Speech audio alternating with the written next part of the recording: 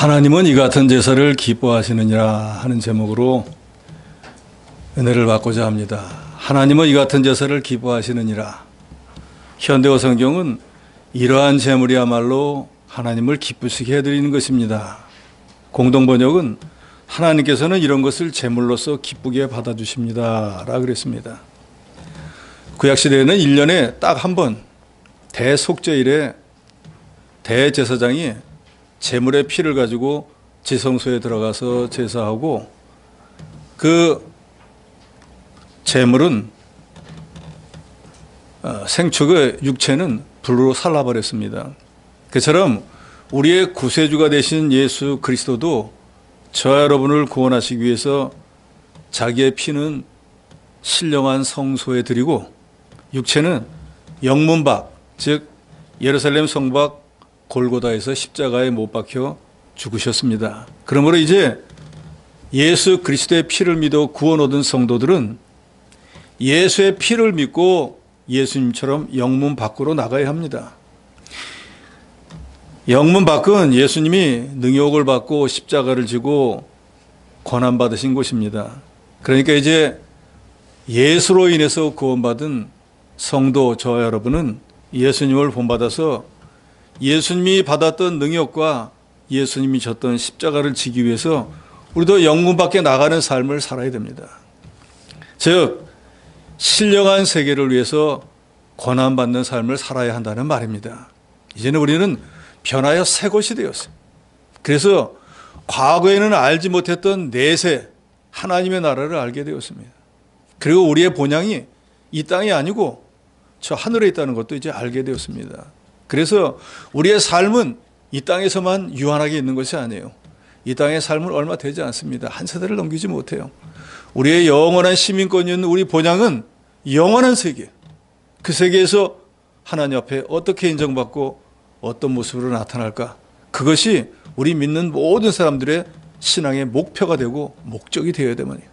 그러기 위해서는 우리 주님처럼 고난을 받으며 영문 밖에 나가는 신령한 세계를 사모하는 그런 저와 여러분이 되어야 될 것입니다.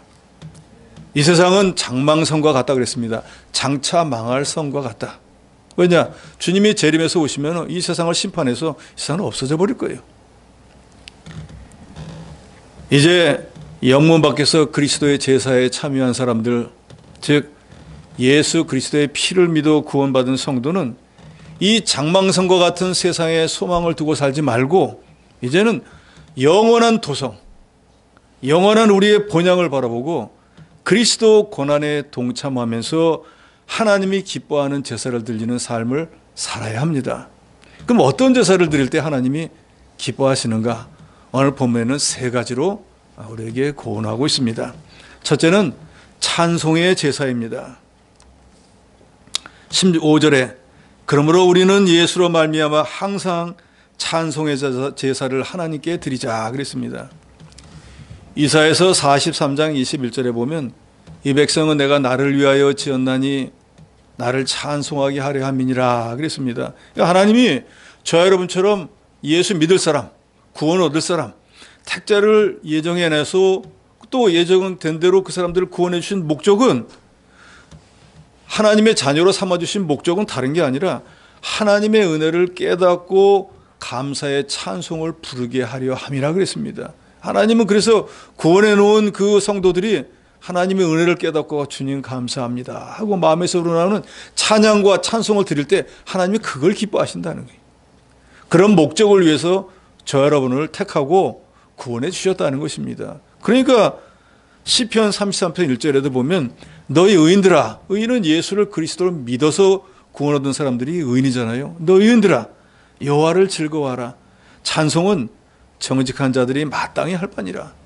그리스도 구속의 은혜를 깨닫다고 하면 어떻게 감사하지 않을 수가 있겠어요? 오늘까지 모든 삶을 지켜주신 게 하나님인 걸 정말로 깨닫는다면 어떻게 하나님을 찬양하지 않을 수 있겠습니까? 마땅히 찬양해야 되겠죠.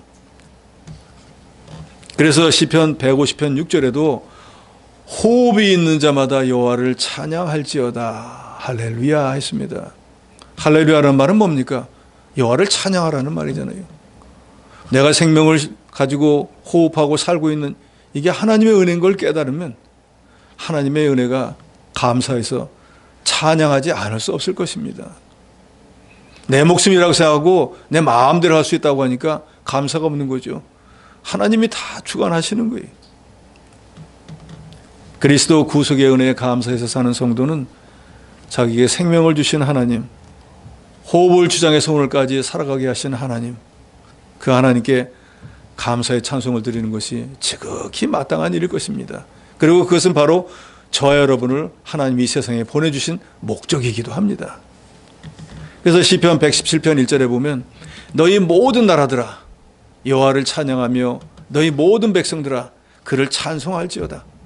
세상에 있는 모든 나라, 그 나라에 속해 있는 모든 사람들, 정말로 자기가 하나님으로 지음을 받았고 하나님 은혜로 살아가고 있다는 것을 깨닫는다면 하나님을 찬양하는 사람이 돼야 된다는 것입니다. 하물며 불신자들에게도 하나님이 이렇게 말씀하시는데 그리스도의 피를 믿어 구원 얻은 하나님의 백성이 된 저와 여러분 마땅히 하나님께 감사의 찬양을 드려야 합니다. 세상 모든 나라 백성이 여호와 하나님을 찬양하며 찬송해야만 하는 이유는 다른 게 아니에요. 하나님이 우리를 만드셨기 때문에. 세상 모든 피조물들 가운데 하나님의 형상을 따라 지음받은 이 만물의 영장 하나님을 닮은 사람으로 만들어준 게 얼마나 감사합니까? 그래서 하나님은 애굽에서 430년 동안 고난받던 이스라엘 백성들을 구원해 주신 것도 하나님을 찬송하게 하기 위함이었고, 유다 백성을 70년간의 바벨론의 포로 생활에서 건져주신 것도 하나님을 찬송하게 하기 위함이었습니다. 이 신약시대에 복음으로 모든 택한 백성들을 억만 죄악에서 구원해 주신 목적도 구원받은 저와 여러분 모든 성도들이 하나님을 찬송하게 하기 위함입니다. 그러므로 구원받은 우리 성도들이 자신의 모든 삶 가운데서 이 하나님의 은혜를 깨닫고 찬송의 제사, 즉 감사의 찬송을 하나님께 드릴 때 하나님은 그걸 기뻐하시고 하나님이 받으시기에 원하시는 제사는 바로 이런 찬송의 제사라는 것입니다. 구약의 제사는 죄사함을 받기 위해서 짐승을 잡아가지고 죄를 전가시켜서 내가 죽어야 되는데 내가 죽을 수는 없으니까 대신 짐승에게 죄를 전가시키고 그 짐승이 죽음으로 자기는 죄사함을 받았습니다. 그러나 이 신약시대에는 예수 그리스도를 구주로 믿어 죄사함을 받기 때문에 구원받은 우리 성도들이 구속의 은혜에 감사해서 하나님 앞에 찬송의 제사를 드려야 마땅합니다. 그러니까 저 여러분들이 하나님 앞에 예배 드릴 때 예배가 시작됐으니까 어쩔 수 없다, 뭐 불러야지, 이런 억지로 불러서는 안 돼요. 이 예배에 참여해 주신 게 얼마나 감사합니까? 오늘 하루의 삶을 살게 해주신 게 얼마나 감사합니까? 지금까지 지켜주신 은혜 얼마나 감사합니까? 이 모든 것들을 하나님 앞에 감사의 목소리를 높여서 찬양하는 저 여러분이 되어야 될 것입니다. 찬송은 심령 속에서부터 우러나와 입술로 나타내는 것이기 때문에 입술의 열매 혹은 곡조 있는 기도라고도 합니다. 현대인의 성경은 15절을 이렇게 번역을 했습니다. 그러므로 예수님을 통해서 언제나 하나님께 찬양의 제사를 드립시다. 이것은 그분의 이름에 감사하는 우리 입술의 열매입니다. 우리가 찬양하면은 하나님이 보실 때는 이 사람이 내가 어떤 은혜를, 자기가 누구의 은혜로 살고 있는지를 알고 있구나 한다는 거예요. 우리가 뭐 억만금을 하나님 앞에 드린다고 하나님 기뻐하는 게 아니라 우리가 이 은혜를 깨닫고 우리 목소리를 가지고 하나님 앞에 찬양만 드려도 하나님은 이걸 기뻐하신다는 것입니다. 이제 우리가 생활 예배 습관을 바꿔야 됩니다. 마지못해 억지로가 아니라 이런 찬양을 부를 수 있게 해주신, 우리의 삶을 살게 해주신 하나님 앞에 정말로 예배 시간 내내 찬송 부른다고 몇 곡 부르겠습니까? 그거 정말 하나님의 은혜 감사해서 목을 놓아 부를 수 있어야 됩니다. 구속의 은혜에 감사하는 사람만이 찬양할 수 있습니다. 하나님은 구원받은 성도가 입술로 감사의 찬양을 드리는 그것을 기뻐하시는 것입니다. 그래서 에베소서 1장 6절에 보면 이는 그가 사랑하시는 자 안에서 우리에게 거저주시는 바 그의 은혜의 영광을 찬송하게 하라는 것이라 했습니다. 사도 바울도 신자들이 구원받은 근본 목적이 하나님의 영광, 하나님의 은혜를 찬송케 하기 위함이라 라고 말했습니다. 우리 그리스도인들은 하나님이 택하셔서 하나님의 자녀로 삼아주신 이 은혜에 감사해서 자발적으로 하나님께 찬양을 드리고 영광을 돌려야 합니다. 그러니까 찬양은 공허한 미사 요구가 아니라 살아 역사하시는 하나님의 위대한 능력의 역사, 그리고 우리에게 베풀어 주신 은혜의 복에 대한 우리의 체험적인 고백이 되어야 됩니다.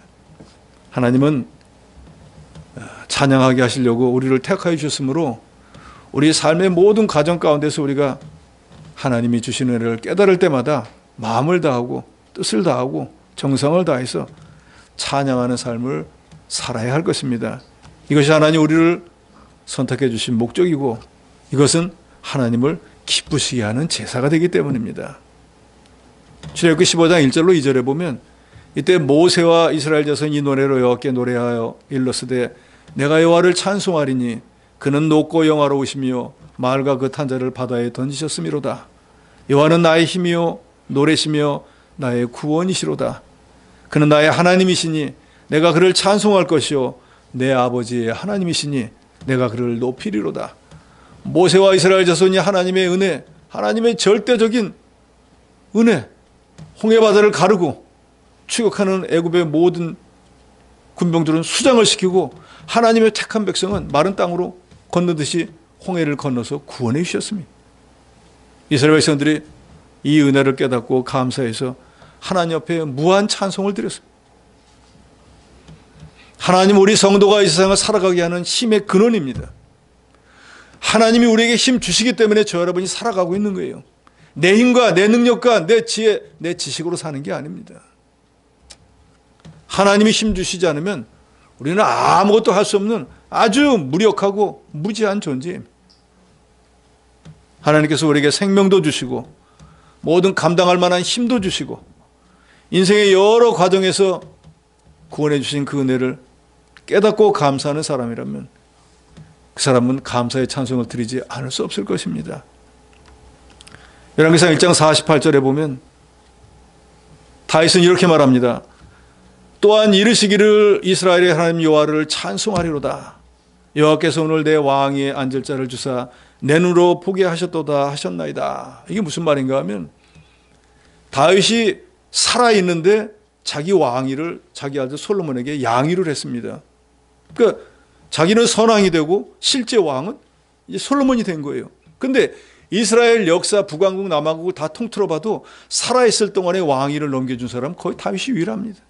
죽을 때까지 자기가 쥐고 있지 절대로 왕이 안 물려줍니다. 그런데 다윗은 살아있을 때 왕위를 물려주고 이렇게 살아있을 동안에 왕위를 물려준 걸 내 눈으로 볼 수 있게 해주신 하나님 앞에 감사한다고 했습니다. 그 은혜를 너무너무 찬양한다고 그랬습니다. 이게 다윗이 다른 왕들과 다른 점이에요. 내 건 남에게 죽어도 못 줘. 아들도 안 돼. 내가 죽을 때까지 할 거야. 대부분 다 그러잖아요. 그런데 다윗은 아들에게 넘겨줄 수 있는 하나님이 그 은혜를 주시고 그걸 자기 눈으로 보게 된 그걸 너무 감사해서 찬양했다고 그랬습니다. 왜냐? 너무나 특별한 은혜이니까요. 누구나 할 수 없는 일이니까요. 그래서 시편 115편 17절에 죽은 자들은 여호와를 찬양하지 못하나니 적막한 데로 내려가는 자들은 아무도 찬양하지 못하리로다. 살아있을 때만 찬양할 수 있습니다. 살아있는 자만이 찬양할 수 있습니다.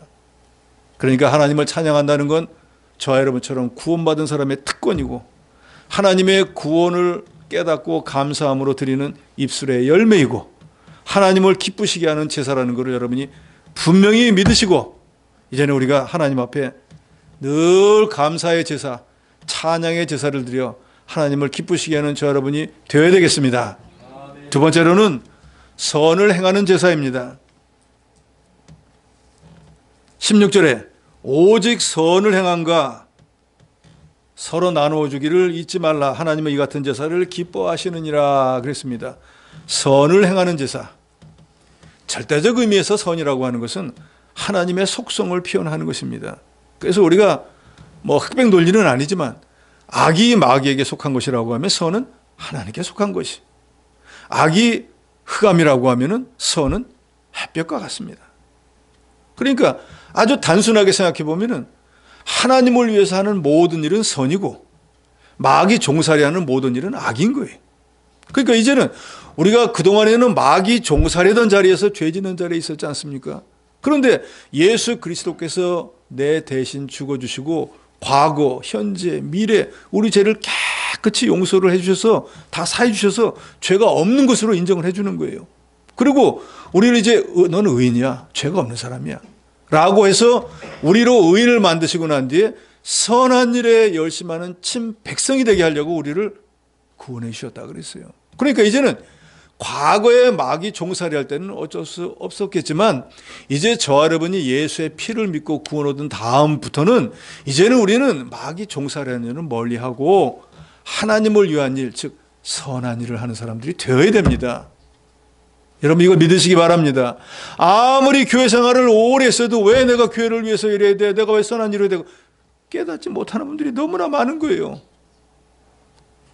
새 사람이 되었던 건 이제 하나님의 사람으로 변모가 되었다는 거예요. 하나님은 어떤 분이에요? 선하신 분이잖아요. 죄는 요만큼도 없는 분이잖아요. 예수 그리스도가 왜 마리아의 몸을 통해 세상에 오셨어요? 죄가 없이 오려고요. 그래서 저 여러분의 죄를 사해 주신 거잖아요. 그 죄가 엄청나게 많은데 없는 것으로 인정해 주셨어요. 그리고 과거는 묻지 않아. 지금부터 이제는 선한 삶을 살아, 하나님을 위한 삶을 살아라 하고 주께서 저 여러분에게 명하셨습니다.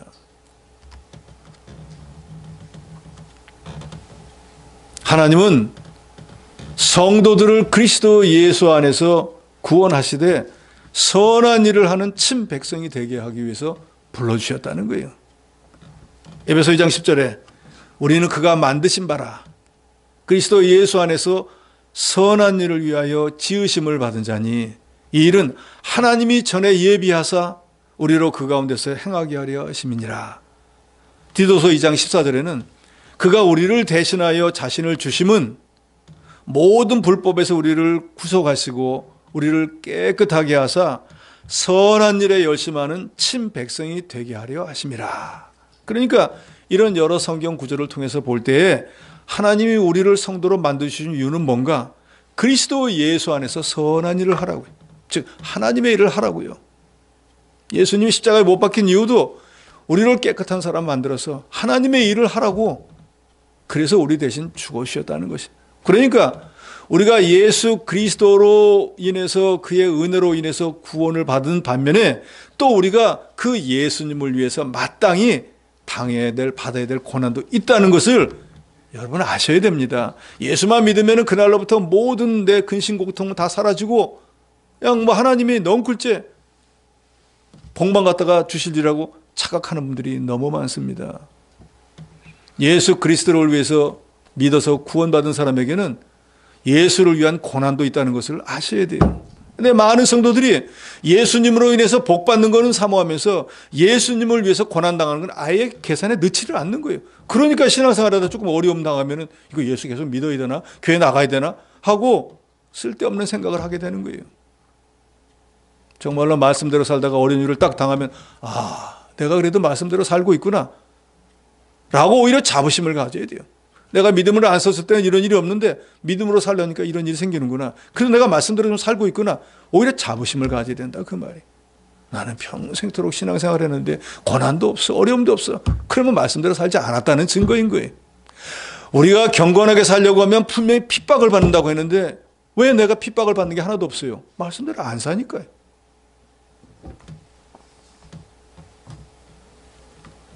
그러므로 구원받은 성도에게는 누구든지 이 그리스도의 극진한 사랑에 강건하심을 받아서 이 죄악된 세상에서 하나님의 말씀으로 점점 거룩해질 뿐더러 구원해 주신 하나님과 하나님의 교회를 위해서 선한 일을 해야만 하는 책임과 의무가 있다는 것을 여러분 분명히 아시기 바랍니다.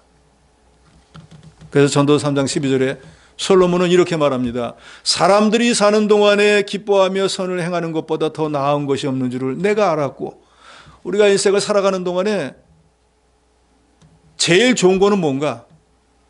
이 모든 걸 하나님이 주셨구나 라고 기뻐하면서 선을 행하는 일, 그게 최고라는 거예요. 다른 건 해봤자 다 헛수고야. 왜 그렇습니까? 이 사람이 유명한 말을 하죠. 똑같은 말을 계속해서 반복하면서 말하고 하죠.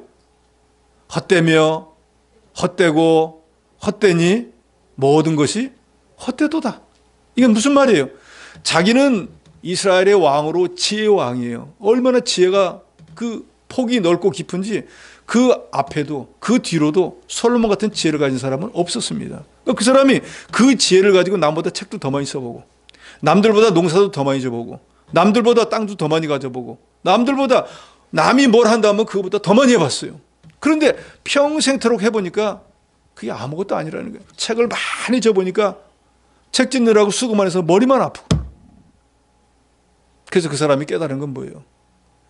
무엇이 되었든지 하나님이 주신 것을 감사함으로 받고 기쁨으로 살면서 하나님을 위해서 일하는 그것만 남더라. 나머지는 내가 하나님 이 세상이 떠나서 하나님이 내 영혼을 데려갈 때 아무것도 가지고 가지를 못하더라. 그런데 내가 주를 위해서 복음을 위해서 하나님의 나라를 위해서 수고한 것은 이 땅에서도 나의 상급이 되고 그것은 누구도 빼앗지 못하고 내가 하나님 앞에 갈 때도 가지고 가더라. 그러니까 이 선한 일이야말로 가장 좋은 것이고 우리가 마땅히 해야 될 거라 하고 모든 걸 경험해 본 사람이 하는 소리입니다. 티끌과도 같은 인생들이 하나님이 주신 육신의 삶을 통해서 생명을 주시고 또 복음을 위해서 선을 행하는 것이 사람에게는 가장 가치 있는 일인데 솔로몬뿐만이 아니라 이 신약세에 살아가는 저 여러분에게도 주를 위한 일, 하나님을 위한 일이 제일 가치 있는 일이라는 거 여러분 분명히 아시기 바랍니다. 야고보 4장 17절에 말씀합니다. 이러므로 사람이 선을 행할 줄 알고도 행치 아니하면 죄니라. 내가 선을 행할 만한 능력이 있어요. 주를 위해서 복음을 위해서 하나님 교회를 위해서 이런저런 일을 할 수 있는 능력을 가지고 있는데 안 한다. 그러면 하나님 앞에 그게 죄가 된다는 거예요. 하나님의 법정에서 죄는 범위가 엄청나게 넓습니다. 세상과는 전혀 달라요. 세상 법은 법전에 딱 정해져 있는 거지만 하나님의 나라에서는 법전에 정해지지 않는 어마어마한 양의 우리가 지켜야 될 것들이 있는데 지키지 않으면 할 수 있는 능력이 있음에도 안 하면 그 사람은 죄를 짓는 것과 같습니다. 성령 인도하는 길로 가지 않고 육신의 욕심을 따라가는 게 죄입니다. 진리인 줄 아는데 하나님의 뜻인지도 알겠는데 양심에 옳다고도 생각하면서도 자기 유익과 겹치면은 자기 욕심을 따라가면 그게 죄가 된다는 거예요. 로마서 2장 10절에 보면 선을 행하는 각 사람에게는 영광과 존귀와 평강이 있으리라. 하나님의 일을 하면 어떤 유익이 있는가? 바로 이 말씀이에요. 주를 위해서 복음을 위해서 하나님의 교회를 위해서 무언가를 일을 하면은 어떤 유익이 있는가? 영광이 있고 존귀가 있고 평강이 있다는 거예요. 하나님의 일을 했으니까 마음이 너무너무 평안한 거예요. 주님 주시는 평안이 있습니다. 하나님의 일을 하니까 나는 몰랐는데 나중에 보니까 하나님이 나를 높여주시는 거예요. 존귀해지는 거예요. 천국에 갔을 때 하나님 앞에 칭찬받는 영광된 자리에 들어갈 수가 있는 거예요.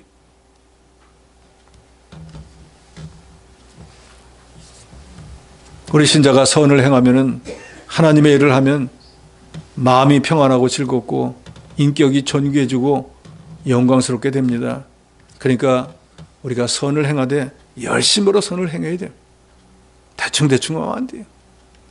저는 성격이 그래서 그런지 모르겠지만 뭘 시작하고 대충 하는 건 못합니다.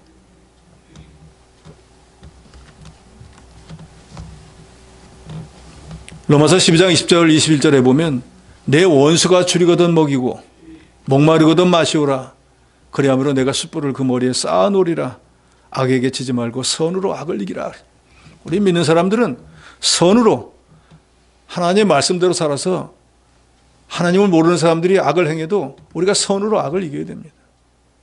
그럴 때 하나님의 영광이 드러나고 믿는 사람들은 이렇기 때문에 이 사람들이 자기들이 옳은 걸 알면서도 이런 고난을 당하는구나 할 때 하나님의 영광을 받으시고 복음의 문이 열려지는 거예요. 그래서 선을 행하려면 참는 게 필요하고 인내해야지만 선을 행할 수 있습니다.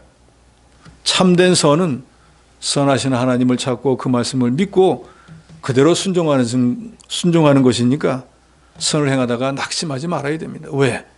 선이라고는 거듭거듭 말씀드리지만 하나님의 일이잖아요. 하나님의 일은 하나님이 하시고 하나님이 성취하시기 때문에 우리는 그 일에 쓰임만 받는 거예요. 그러니까 내가 일이 된다 안 된다 할 거 없어요. 하나님이 시작하시면 하나님이 끝나게 하시는 거예요. 즉 하나님의 일은 중단되지 않습니다. 하나님의 일은 실패라는 게 없어요. 그러니까 우리는 그저 하나님의 주권을 믿고 열심히 선한 일을 하기만 하면 되는 거예요. 일이 안 돼도 하나님의 뜻이고 돼도 하나님의 뜻이니까 안 되는 게 하나님의 뜻이라도 내가 열심히 했으면 하나님은 그걸 보시는 거예요. 내가 하나님이 되어가지고 이건 안 돼 하고 포기하면 하나님은 책망받습니다. 인내하며 선한 싸움을 싸워나가면 마침내 하나님 정한 때에 반드시 열매를 거두는 날이 도래합니다. 하나님의 일은 결코 실패함도 없고 하나님의 역사는 누구도 막을 수 없기 때문입니다. 하나님은 저와 여러분이 선을 행하는 제사를 기뻐하신다는 거 여러분 믿으시기 바랍니다. 세 번째로는 서로 나누어 주는 제사라 그랬습니다. 16절 중반절에 나오죠. 서로 나누어 주기를 잊지 말라. 하나님이 이 같은 제사를 기뻐하시느니라. 그리스도 구속에 대해 감사, 감격이 넘쳐서 이웃을 내 몸처럼 사랑하고 도와주는 행실의 열매, 그게 바로 나누어주는 제사입니다. 예수 그리스도를 본받아 남을 섬기고 도와주고 특별히 구원운동, 이 하나님의 교회를 위해서 물질로 봉사하고 위하여 영적으로 기도해주고 뭔가를 남에게 주는 거, 그거 하나님이 기뻐하시는 제사입니다. 고린도전서 9장 9절에 보면 모세 율법에 곡식을 밟아 떠는 소에게 망을 씌우지 말라 하는 말이 있는데, 믿음으로 교회에 봉사하고 복음 전도에 봉사하고 다른 사람의 영혼을 살리는 일에 수고하는 주의 종을 도와주는 것은 하나님이 기뻐하시는 선한 제사가 됩니다. 그래서 열왕기상 17장에 보면 엘리야가 기근 만났을 때 사렙과 과부에게 갔는데 과부가 가진 게 아무것도 없어요. 딱 떡 2개 구울 기름, 떡 2개 만들 기름 가루밖에는 없는 거예요. 그런데 엘리사가 자기한테, 엘리야가 과부가 먹을 떡을 자기가 갖고 오라 그러잖아요.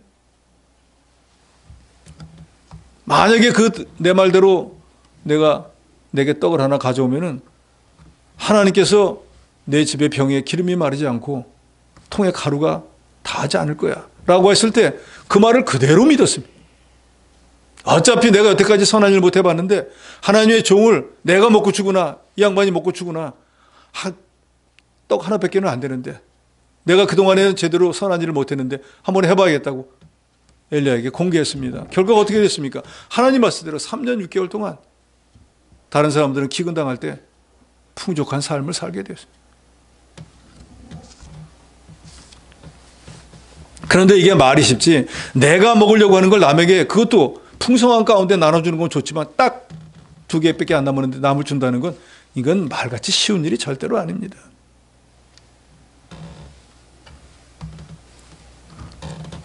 많은 신앙인들이 하나님 말씀대로 살아야 된다는 거 알아요.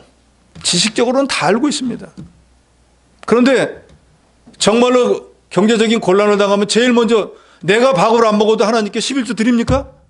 하나님 굶으세요. 제가 먹어야 됩니다 하고 하나님은 굶기고 자기는 먹어요. 그렇지 않습니까? 저도 한 끼밖에 안 먹으니까 하나님 앞에 드리는 것도 한 끼 줄입니다. 그러면 괜찮아요. 똑같으니까. 근데 자기는 3끼 꼬박 먹어도 하나님은 안 드리는 사람이 수두룩합니다. 그런 거 당연하다고 생각하는 거예요. 내 건데 뭐. 내 거가 아니죠. 잘 생각해 보셔야죠. 가난한 사람을 긍휼히 여기고 도와주는 건 하나님이 기뻐하는 제사라고, 그런 제사를 드리는 사람을 하나님이 기뻐하신다고 본문은 말합니다. 잠언 11장 24절 25절에 보면 흩어 구제하여도 더욱 부하게 되는 일이 있나니, 이게 뭔가 내가 가진 걸 갖고 주변에 여러 사람을 막 도와주는 거예요. 그러니까 내게 다 없어져 버리는 거예요. 그런데 그 결과를 보니까 더욱 부하게 되더라는 거예요. 내 걸로 남을 막 도와주는데 다 없어져 버리는데 나중에 보니까 내가 남을 도와준 것보다 훨씬 더 많은 걸 내가 받게 되더라는 거예요. 이거는 경험해보지 않은 사람은 절대로 모릅니다. 사기꾼 같은 얘기예요. 그러니까 여러분들에게 목사가 나와서 베푸세요, 나누는 삶을 살아야 돼, 절대 안 하잖아요. 저 거짓말쟁이.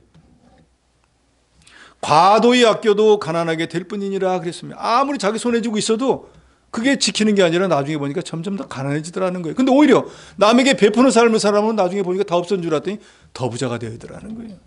구제를 좋아하는 자는 풍족해질 것이요, 남을 윤택하게 하는 자도 자기도 윤택해지. 이게 하나님의 법인 거예요. 세상 법은 내가 움켜쥐고 있어야 돼요. 그러잖아요. 내 걸 남에게 뺏기지 말아야죠. 악착같이 지켜야죠. 남의 것도 뺏어서 내 거 만들어야죠. 하나님의 법은 내 걸 남에게 주는 법이에요. 여러분, 이제는 세상 법대로 살지 맙시다. 하나님의 방법대로 한번 살아보세요. 재물은 먹고 살고 믿는 일 하라고 주신 거예요. 그러니까 내게 있는 모든 소유는 내 것이 아니고 하나님께서 임시 맡기신 거예요. 그래서 우리가 청직이라고 하지 않습니까? 내게 아니니까. 그러니까 그것을 하나님의 뜻대로 지혜롭게 사용하는 사람이 진짜 지혜로운 자예요.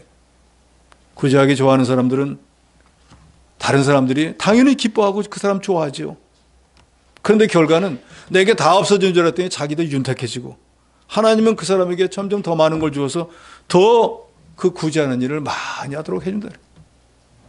예수를 믿지도 않은 경주의 최부자는 백년에 가난한 사람이 없도록 해야 된다 하고 조상 대대로 교훈을 내렸어요. 그래서 1년 농사 짓고 난 뒤에 땅 요만큼 가지고 하던 사람이 망해가지고 그 밥 하려면 그건 절대로 안 산다는 거예요. 그 사람 먹고 살아야 되니까. 그리고 백년에 가난한 사람이 있으면 자기 쌀을 갖다가 다 퍼줬다는 거예요. 손님이 왔다. 잘 먹이고 갈 때 쌀 지어서 보냈다는 거예요. 그러니까 그 사람이 천성만석군인데 몇 대를 내려간 거예요. 불신자도 베푸는 삶을 살면 하나님께서 그 사람을 통해서 역사하는 거예요. 하물며 저와 여러분처럼 예수 그리스도의 피로 구원받은 사람이 그리스도 구속의 은혜를 깨닫고 모든 것이 하나님께로 온 줄 알고 하나님을 위해서 사용하는데 하나님이 거지가 되게 하겠습니까? 그럴 리는 없습니다. 그럴 수는 없는 거예요. 그래서 바울은 사도행전 20장 35절에 이렇게 말합니다. 범사에 여러분에게 모본을 보여준 바와 같이 수고하여 약한 사람들을 돕고 또 주 예수께서 친히 말씀하신 바 주는 것이 받는 것보다 복이 있다 하심을 기억하여야 할지니라. 아멘. 받는 것보다 주는 자가 복이 있다는 걸 여러분 믿으시기 바랍니다. 좀 나누는 삶을 우리 한번 살아보세요. 이 남에게 무언가를 나누고 베풀 때 그 기쁨은 해보지 않은 사람은 절대 몰라요. 뭐 범위를 좀 축소해 봅시다. 내가 부모가 되어가지고 자녀에게 뭔가를 해주면 기분이 어떠십니까? 이 도둑놈들 나한테는 안 갖고 오는데 평생을 먹여 살려는데도 지금까지 내가 해줬는데 그런 마음으로 자식에게 뭘 줍니까? 아니잖아요. 주면서 뿌듯하잖아요. 아직도 내가 너희들한테 이걸 해줄 수 있으니까 내 기분 달라고 한 것도 아닌데.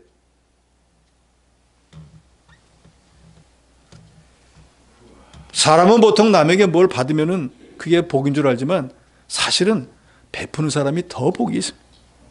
받은 사람은 받은 거 써버리면 그만이지만 남에게 베푼 사람은 그 행한 의가 하늘나라에 영원히 남아있기 때문에, 또 주는 사람은 하나님 말씀대로 믿음을 썼으니까 자기 마음이 기쁘고 그래서 결국 영원히 자라나고, 그래서 모든 성도들은 할 수만 있으면 도움받으려고 하지 말고 나누어주고 베푸는 삶을 살아야 합니다. 특별히 우리 예수를 구주로 믿고 구원 얻은 성도들은 주와 복음을 위해서, 하나님의 성도를 위해서 베푸는 삶을 살아야 돼요. 지난해 여성교 결산을 해보니까 여성교 회비가 절반, 이 성도들을 대접하기 위해서 대접한 비용이 절반. 이게 바로 초대교회와 같은 거예요. 내 것을 가지고 성도들을 대접하는 거, 성경에도 분명히 있습니다. 말세의 때에 손대접하기를 힘써라. 주님 오실 때가 다 되었는데 기회가 없어요. 우리 교회가 하나님 말씀을 실천하고 있는 거예요. 얼마나 감사한 일입니까? 아멘 한번 하세요. 아멘. 하기 싫어서 안 하는 거죠. 전도서 11장 1절에 보면 너는 내 떡을 물 위에 던져라. 여러 날 후에 도로 찾으리라. 떡을 던졌습니다. 아이고 없어져 버렸는데 아까운데 내가 먹을 건데 한 줄 알았는데 남을 위해서 베풀고 보니까 여러 날 후에 이 도로 찾게 되었더라는 거예요. 찾을 마음도 없었는데. 떡을 물 위에 던지라는 말씀은 물질을 하나님과 사람들을 위해서 선한 일을 위해 사용하라는 겁니다. 하늘나라를 위한 일에 물질을 쓰는 것은 물 위에 던진 것처럼 헛된 대로 돌아가는 것처럼 눈에는 보이지만 실제로는 하나님이 그걸 기억하시고 훨씬 더 좋은 곳으로, 더 많은 곳으로 갚아주셔요. 어떻게 갚아주시는가? 누가복음 1장 38절에 보면 예수님이 이렇게 갚아주신다고 했어요. 주라. 베푸는 삶을 살아.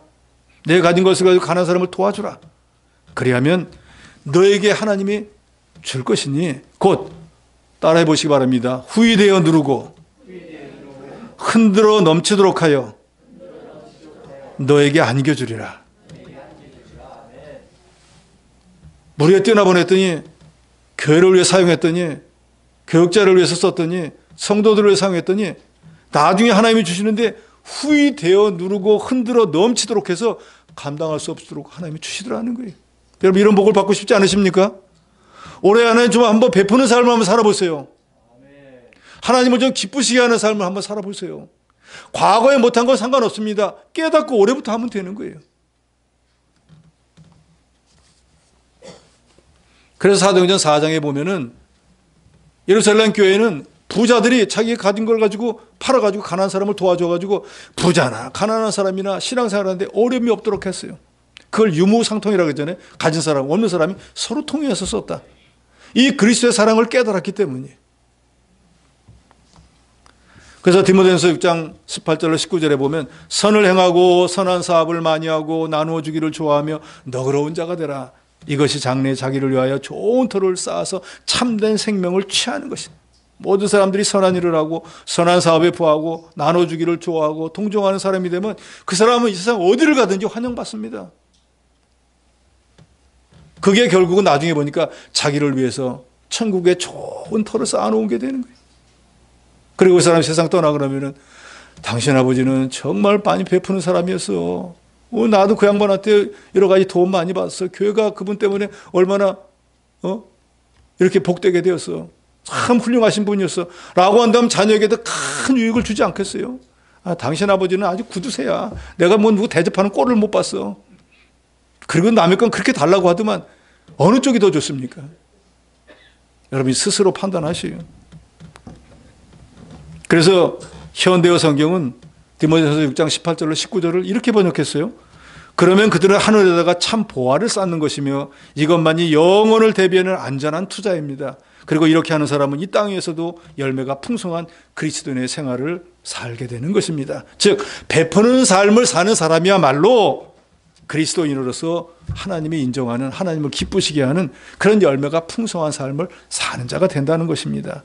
우리 믿는 사람들에게 성공과 부의 법칙은 취한 것을 자기가 아끼는 것이 아니고 나눠주고 버리는 법칙입니다. 선을 행하고 나눠주는 제사는 하나님이 기뻐하는 제사라는 거 여러분 믿으시기 바랍니다. 결론입니다. 우리가 그리스도 구속의 은혜를 깨닫고 하나님을 늘 찬송하는 제사, 우리가 이제는 과거, 현재, 미래의 모든 죄를 사함받고 깨끗한 의인이 되어서 하나님을 위한 선을 행하는 제사, 또 내가 가진 모든 것들이 하나님으로부터 온 줄 알고 감사해갖고 그걸 나누어주고 베푸는 삶을 사는 제사, 이걸 하나님은 기뻐하시고 이런 사람을 원하신다고 했으니까 올 한 해 동안에는 우리가 찬송의 제사, 선을 행하는 제사, 서로 나누어주시는 제사를 드려서 하나님을 기쁘시게 하고 하나님의 예비한 복을 받으신 여러분이 되시기를 주의 이름으로 축원합니다.